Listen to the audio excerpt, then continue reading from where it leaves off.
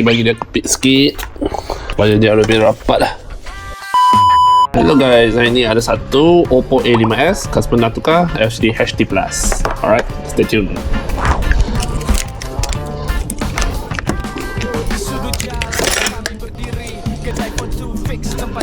Cari peralatan lengkap, servis yang pro, buka dan baiki semua kita boleh buat. Yo, phone to fix tempat yang tepat, spare parts berkualiti semua dapat.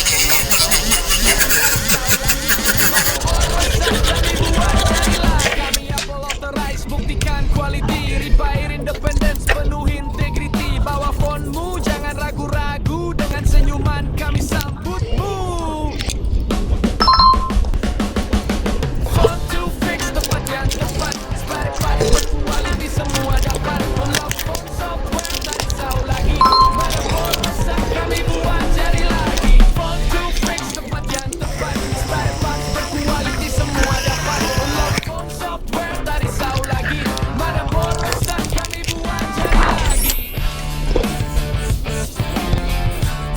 Sudah siap, kami bagi dia kepit sikit supaya dia lebih rapat lah. A few moments later. Alright, finally sudah siap. Kalau korang ada masalah yang sama, boleh PM kami. Jangan lupa like, share, follow, komen untuk video seterusnya. Ciao.